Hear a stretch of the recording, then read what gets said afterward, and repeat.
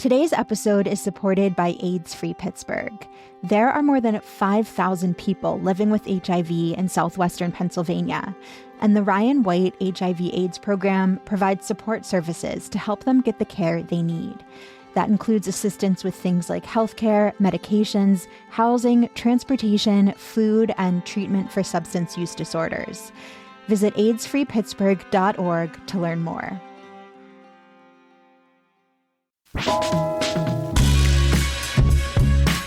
This is CityCast Pittsburgh.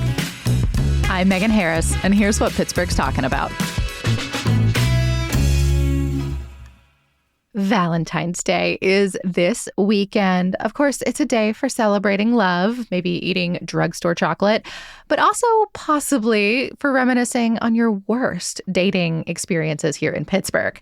Today, we're bringing back one from the archives where y'all told us your worst, most dicey dating stories. The more Pittsburgh, the better. We sifted through our favorites, and I think we found a few gems of local wisdom that could hopefully help you find a love match if you haven't already. And stick around to the end because producer Sophia Lowe is talking to Dr. Erica Knuckles from the Westmoreland Museum of American Art. It's a sponsored segment all about their very cool, very free exhibit highlighting our region's steel legacy. I am here with CityCast producer Sophia Lowe, who has been doing the most to collect these dating stories in the background all week. Thank you so much, Sophia. I'm so excited. Absolutely. It was a joy for me because I love gossip. Ahead of Valentine's Day, we are talking about what it is like to date here in Pittsburgh. Exactly. And I did all this outreach because I am not going to lie, I have never dated here. I moved to Pittsburgh with my partner, but I have heard that dating here is really rough. My friends have told me some really wacky stories.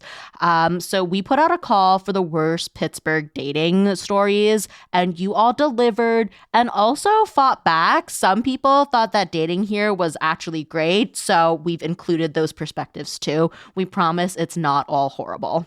My Pittsburgh hot take is that Pittsburgh's actually not that bad for dating, but it is so hard to make friends. If you make friends first, I think the dating part gets a lot easier. And we will get to tips and spaces where you can meet folks. But first, the not so fun stuff. Thank you to everyone who submitted. We have some longer stories, some quick hits. Like one person told me that he went on a date with someone who kept talking about the Twin Towers. I have not recovered since you told me about that. Also, just for everyone's knowledge, Sophia has kept me completely in the dark. I got to know about the Twin Tower person, and then I have not been told a single thing since. I'm so pumped to hear these. Yeah, because for this, I went through all these submissions and sorted out the ones that seemed the most Pittsburgh. Before we dive in, though, I wanted to ask you, Megan, how your dating experience has been here. Like, do you have any horror stories? I mean, I was really racking my brain for this ahead of this. I think my most Pittsburgh one was I once went, I think it was a second date with somebody to D's Six Packs and Dogs in Regent Square. They insisted on ordering every single specialty hot dog and wanted to feed it to me. Oh. And also wanted a kiss at the end of the night. Like, there are a lot of onions and chili and things happening on those hot dogs. It was horrible. There was not a third date. Yeah, I mean, at least the hot dogs were yummy, maybe? I don't know. It was kind of ruined by the whole principle of trying a lot of hot dogs on a date. Yeah, that's a little strange. Well, we will dive into another bad date story. It starts and ends in a Sheetz parking lot. Automatic red flag, like actual red flags. Yeah, I think some of these really do pop up. This story comes from Taylor. She told me that she met someone off of Facebook dating. She had some good feelings about him at first because they had some common friends and acquaintances. But, not really a spoiler, but this goes downhill pretty quick. So I'm sitting in the Sheetz parking lot, and this old, beat-up, rumbling truck pulls in, and I realize it's him. I see him through the window, and before I could duck down or act like I wasn't there or something, he saw me, and he parked his truck right in front of my car, and he was waving to me to come get in the truck. Oh my God, run, Taylor, run. First thing I notice is he's smoking in his truck, blowing smoke everywhere, and I always check to be sure someone is not a smoker on their dating profile because I'm not one. And I just, it's just one of those preferences. Well, yeah, he had marked he was not a smoker and he's smoking in his truck. So I'm already ready to turn around, but it was too late. Turns out this man lied to Taylor a lot while they were in the Facebook dating DMs. A couple other things to know. So as this date's kind of getting started, this man tells Taylor he lost his debit card, but don't worry, he will still take care of the bill because he has cash. Taylor does offer to pay. She's kind of like, oh, okay. And to keep the conversation going, she tells him he's smart to be carrying cash because she usually only keeps a couple of dollars on her. Remember that for later. Then they arrive at the brewery they were planning on being at, but Taylor's date asks her if they can actually go to another brewery across the street because that one has an outdoor space. It is in the middle of November. The patio is not set up, but this man can keep smoking outside, so he wants to go. Very inconsiderate.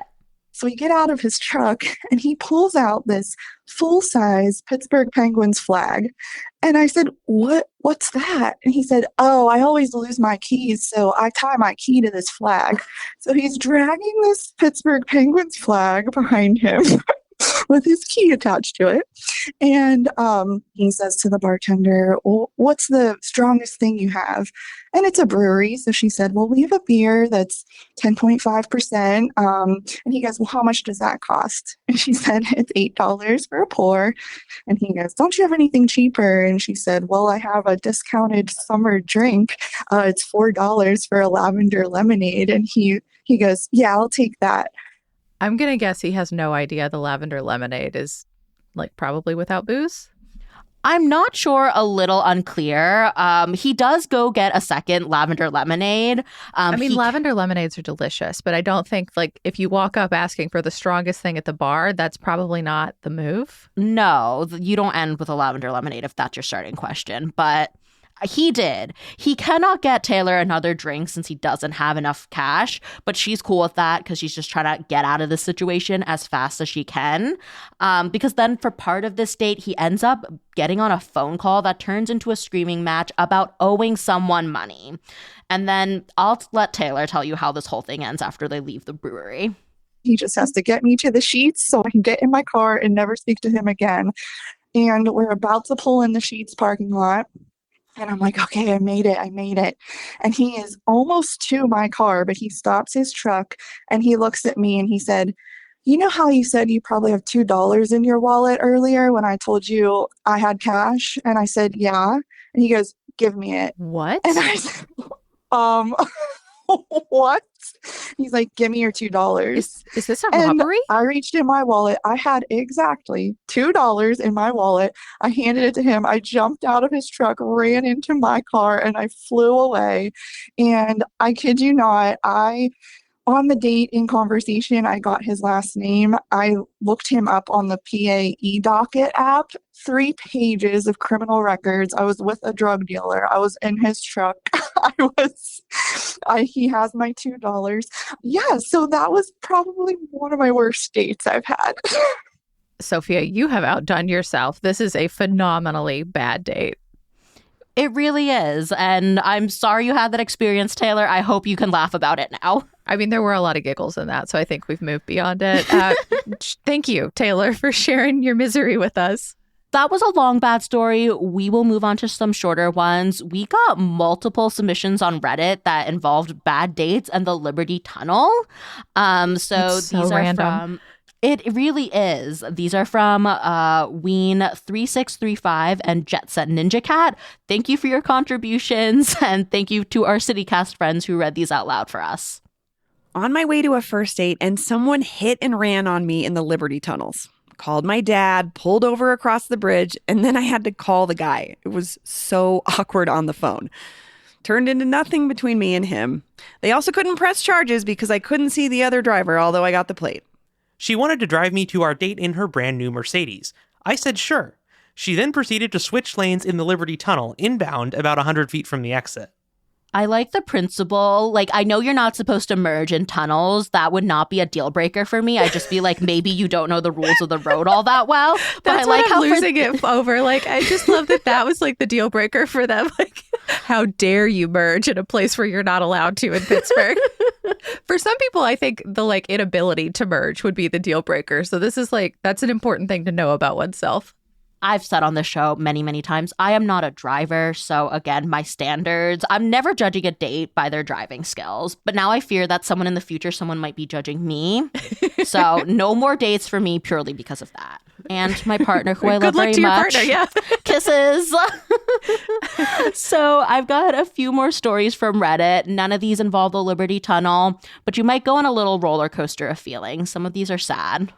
Many years ago, my date took me for a picturesque walk at McConnell's Mills State Park. He suggested going off the trail to go down some rocks, and I promptly lost my footing, slid down, and severely sprained my ankle. I needed to be carried out in a stretcher basket. Thank goodness this was way before cell phone cameras. We propped my ankle up in the car, and he drove me to the closest ER to my house. My sister picked me up after it was confirmed that my ankle wasn't broken. Many years ago, I met a guy I liked. We had a good time on a first date, and he invited me to Thanksgiving dinner at a lovely restaurant downtown because neither of us had a family in Pittsburgh. I was really excited about this date and got very dressed up. We had agreed to meet at the restaurant because we both lived some distance from one another, and the restaurant was midway between our two homes. I got there a little earlier and ordered a drink and sat at a table and sat and waited and waited. He never showed up for the date, and I never heard from him again. It was a very painful experience and my worst Thanksgiving ever. Guy told me to meet him at Pamela's. We both went to different locations. Once I arrived, he was already eating and told me he would have left, but he forgot his wallet. Dang, we've definitely got a through line on money trouble here. I don't know if that says something specific about Pittsburgh or says something specific about the folks who responded to us. There's, a lot of people who are forgetting wallets, forgetting credit cards. Anyway, these were from Redditors, Next Negotiation 407, Saturnalia Saturday, and Inquiring Cat 2424. And then I am closing out this section with less of a horror story and just a strange interaction. I was on OkCupid back before dating apps existed. So it was a website and there was this really long profile that you had to fill out. And I met this guy, we'll call him James, names protected for the innocent, not so innocent. So we're chatting. And at one point he asked about one of my answers to one of the questions on the profile, which was foods you don't like. And I said, I'll pretty much eat anything except baked beans. It's a childhood thing. Don't come for me. I know people love them. I don't. So we go to Kelly's and we order beers. We're just starting to talk, not even through the first beer, maybe halfway. And he gets out this can of baked beans and puts it on the table. And he's like, I just thought you could try them again. And I was like, no, I don't want to try baked beans. I don't want to. He's like, no, maybe you should just give it a try again. So I finished my only beer and I paid my tab. Thanked him for the date, and then I immediately drove to my friend's house to tell them this story of someone trying to give me a can of baked beans like flowers on a date. So to this day, he is still baked beans to all my friends. I don't know if he's still in Pittsburgh, if he listens to CityCast. So if you are listening to this, you were a nice guy, but I'm sorry, you are lore among my friends. And I hope that you found love in a woman who loves baked beans as much as you do. So full disclosure, I know this story, and I think I still remember Baked Bean's real name.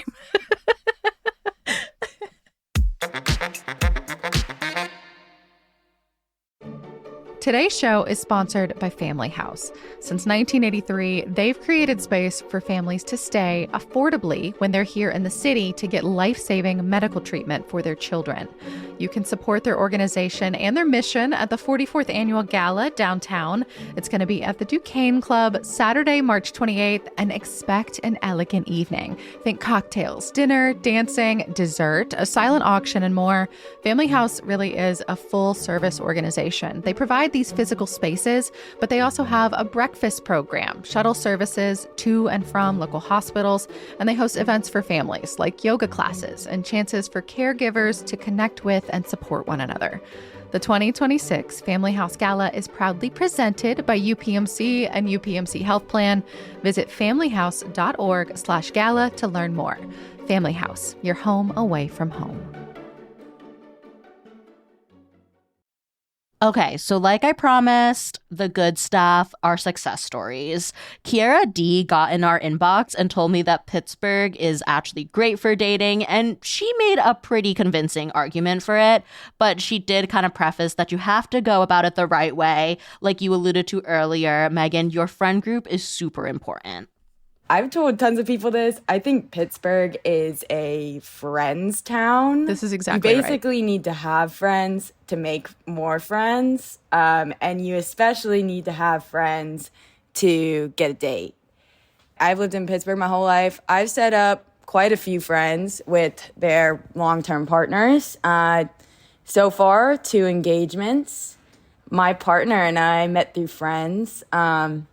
My roommate went on a Tinder date with his roommate, actually, and they met and instantly knew they had no chemistry. But they found out they lived in the same apartment building and decided to introduce the two of us because they thought we might have a lot more in common than they did. And they were right, obviously, because we've been together for 3 years now. And that's honestly why... I think Pittsburgh dating scene is actually pretty great. Having friends who know you set you up with someone else is honestly really ideal. If you know someone through a friend, at least you know you have something in common, right? Yeah, I think that primary vetting is vital, but I also want to recognize that Kira is coming from a place of privilege here, if only because they were born and raised here. So I'm betting that finding those friend groups was not quite as difficult. Not to say that you can't shake up your friend groups throughout your life, but if you were born here, your friend finding is a different journey than if you say move here in your 20s, 30s, 40s. Finding your people can be very, very difficult. I was an extrovert and just wormed my way in because I'm loud and I was young and cute and had a lot of energy and I never said no. Anytime anybody invited me to anything when I first moved here because I didn't have anything else to do. That's a good approach. Yeah. So I just said yes a lot to a lot of things. And so I made friends pretty fast. But I don't think that's everyone's journey. I've heard from a lot of people, particularly the introverts in my life, that it's really, really difficult to find your fam here. Yeah, well, I have an option if you don't have a super established friend group or maybe you've dated your way through your friend group, no judgment here. It might still be hard for introverts, but I talked to some people who run dating events and groups in Pittsburgh because, they said that the apps are just not the best way to find a partner, and being in person to make that connection really makes a difference. And if you are an introvert, I do think there is something different about going to an event where everyone also is looking to find a partner. I think, it takes the pressure off with who are you going to go up and talk to? Yeah, I've always been really intrigued by the whole concept of speed dating and dating events like that. I never did one, but I found the idea of it super appealing. One I've heard a lot about is called Makeout Club. So they meet about once a month, and I reached out to the producer of the event. His name's Josh Butcher. So what he told me, it's not exactly the standard speed dating experience. You absolutely will talk to a lot of people, but not all of them are going to be necessarily date prospects. I'll let him explain more. We get the L's, the G's, the B's, the T's, and then we also get straight men and straight women. And, yes, dating for everybody. It's really cool. Because you end up interacting with a lot of people that you aren't necessarily there to meet. So it'll be straight men and lesbians, but they're kind of yucking it up, over drinks. I absolutely adore this. I actually want it for friends. That sounds like a great time. And the thing is, you can also go there, I think, to find friends because Josh told me a little bit about the sticker system they have. So you get a name tag, you put your pronouns, and you can throw one or more stickers on there. So a green sticker means that you're just feeling platonic. I think this might be good if you're just getting there for the first time, want to feel out the vibe. If you're feeling romantic and want that long-term relationship, you can put in red. And then yellow is spicy. Oh. Yellow originally meant that you were a little unsure of yourself, but I made yellow represent that you're feeling a little spicy that night. And some people wanted me to elaborate, and I was like, no, that's the prompt. If you're feeling spicy tonight, whatever that means to you, that's what yellow is. Boy, I hope they updated their signage, because I feel like if yellow was unsure the last time you were there and yellow is spicy the next time, you'd want to make sure that you were aware of that distinction. Yeah, Josh seems pretty on top of it. I think he's making sure people know what's up when they're walking into the event. And then another group to check out, it's called Dating in Pittsburgh. This was started by Jill Shearer and Rachel Carlton. Jill and Rachel started it while they were both single, and they are both in relationships now. Ooh. Yay! And Jill found her boyfriend through this group, so I think that is very cute. You sign up for these meetups in advance. The events for Dating in Pittsburgh are at different venues. And once again, I'll pass it off to Jill and Rachel. They'll tell you what to expect if you decide to sign up. We'll hand them like an icebreaker, a drink ticket, or whatever is included in that event. And then from there, they really can go into the area. And it's usually, we have had one speed dating event, but it's usually very casual mingling. And, everybody else is there is single. People like to use the icebreaker as a conversation starter. We've found that through our events, people are more likely to approach each other and can have those conversations as opposed to just being at the bar. You don't know who is single and all of that. I would definitely need the icebreaker in that scenario, but I think the whole concept is like super cute. Mm-hmm. So, I mean, did Josh or Jill or Rachel or anyone else you talked to, I don't know, did they have like advice for how to maybe get yourself out there and make the first impression? Yes. So Josh had some advice, and he thinks this is really applicable to a setting where you're at like a bar and you see someone you want to chat with. So that's sort of like organic kind of conversation. People in Pittsburgh are like very comfortable talking to one another, just like as strangers, in my opinion. Like, and I think kind of like applying that mindset into like your approach of dating, if you just can manage to like bring someone into a conversation and, how to keep it light and fun and stimulating. Like, I think that people in Pittsburgh are very naturally open to that kind of interaction. And I think, I don't know, moving forward, if you're trying to like meet people for dating, like just talk to people. And if someone's going to be compatible with you, like they'll respond and they also will want to speak to you. I'm from Ohio, and it's a little bit more like Midwestern polite there. Yeah. Whereas like Pittsburgh, I don't know, someone just will come up to you and be like, "You want to hear some shit?" And it's like, "Yeah, I do." tell me what's going on. I like the note of receptiveness for sure. I do think that means you have to have at least a handful of somewhat brash extroverts in the room, or maybe that strategy doesn't hold water. Well, if you're planning to meet someone for the first time, everything is like pre-planned. You're not spontaneously asking someone out. Maggie, baked bean recipient, also had some advice. She recommended finding a place that you're already familiar with. She had mentioned that all of her first dates for a while were at Kelly's. So she said it was really nice to be comfortable with, knowing what you like, what to order, where to park. All those like tiny little things, just having that comfort can really add up, because first dates are nerve-wracking enough. Agree. And also if you're there on like a particular night, like I used to do a thing that was only done on Thursday nights. So I always knew the bartender. They could always clock if I was on another first date, which was kind of nice to have like a semi-friendly person in the room that you could like look to if you felt like this is not going well. Please help me escape. It was nice to just have like that relationship with someone who was kind of like knew the score. So do you also have any more suggestions for folks hoping to find love? I mean, I don't know about love, but at least for like something to do on those first dates. I was never a bar person because I felt like kind of claustrophobic by the whole situation. I always like to have an activity or something I could react to. Like I would go to like storytelling events or something, like, and they were short. They were like 5-minute performances. So you could like react to them and see how the other person react to a performance. But it wasn't like going to the movies where you can't like talk for an hour and a half, or like something active, like, a hike, but I would only do it in public spaces like Shenley Park. I wasn't going up to McConnell's Mill, or like bowling or something like that, like something for a short window of time where you can opt into more activity, or you can be like, hey, that was great. I'll see you later.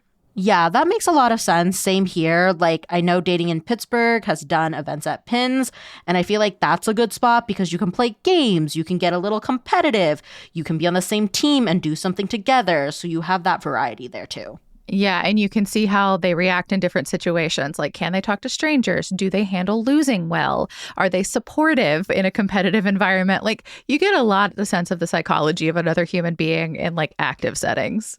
Totally. To everyone going to those dating events, good luck. I don't mean to keep harping on the bad dates, but there was one voicemail left in our inbox from Lana.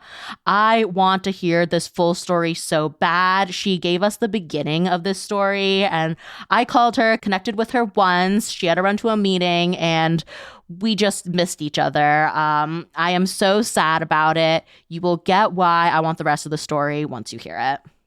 I was dating this guy for a couple months. I met him off Hinge. He's a Lebanese Catholic guy.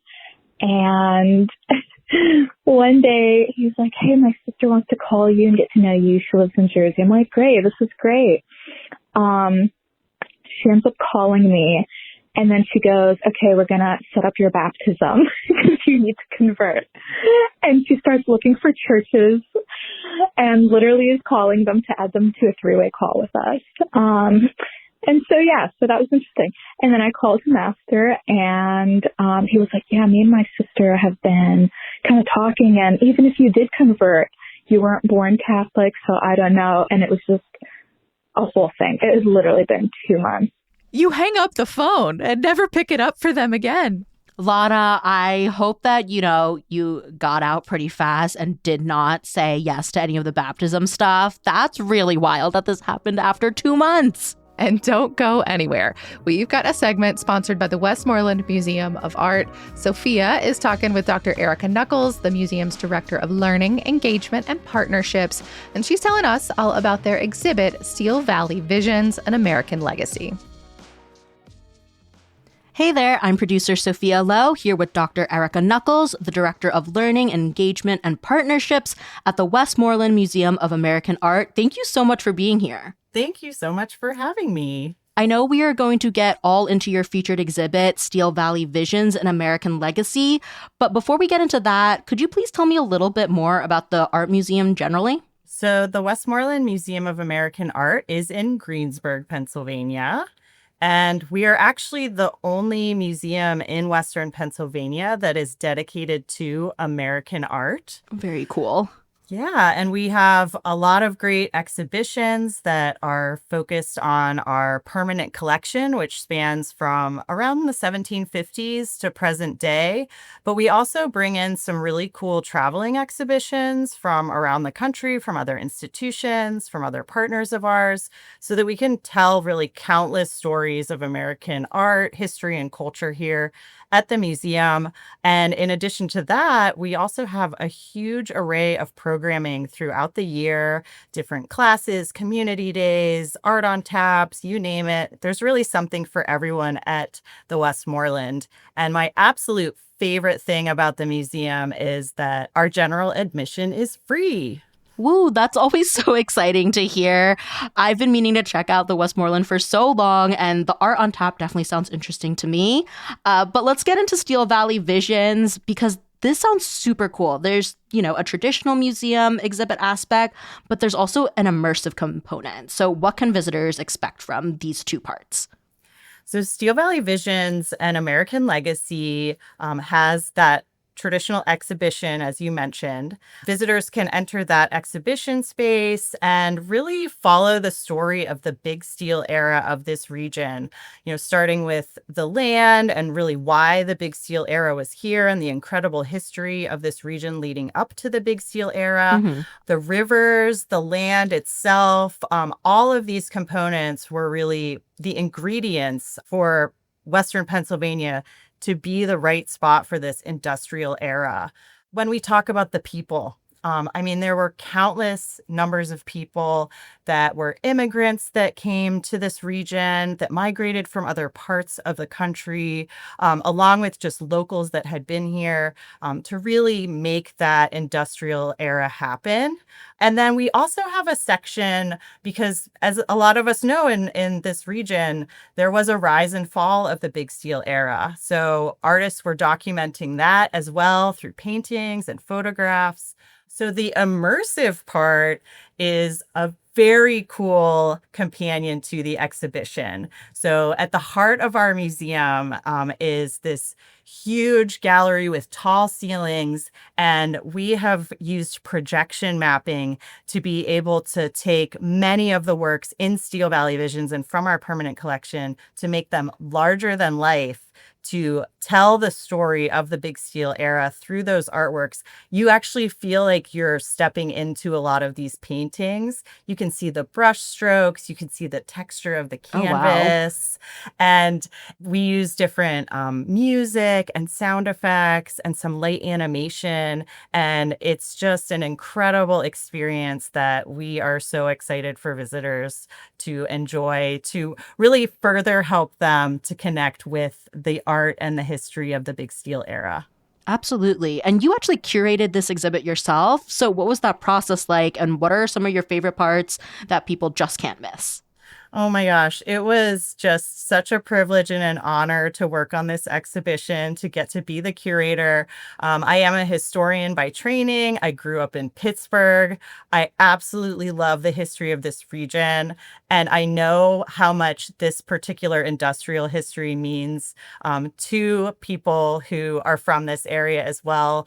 One of my favorite parts of the exhibition is that Igniting Inspiration section where we have, artists like Stephen Towns and Marie Watt, these really amazing American artists responding to that era. But also right by that, we knew that people were going to have personal connections to this history, whether it was their grandparents or great-grandparents, came to the region as immigrants to work in the mills and the mines, or if it was people today who still work, because these industries still exist, just not the scale they used to. And so we have a visitor response area where people can share their own Steel Valley connections on these little cards shaped like gears. So again, it was just a real privilege and honor to get to tell this very important story through the amazing collection here. This sounds so thoughtfully done, Dr. Erica Knuckles. We appreciate you being here. You can learn more at thewestmoreland.org, and we'll have that link in our show notes as well, so you're just a click away. Thank you for listening. That's all for today here on CityCast Pittsburgh. A huge thank you to everyone who shared their stories with us. And thank you also to our friends and colleagues who recorded them: Ali Vallarta, Bree Davies, Whitney Pasturik, Jacob Lazaro, and Ivana Martinez. We'll be back tomorrow morning with more news from around the city. Talk to you soon.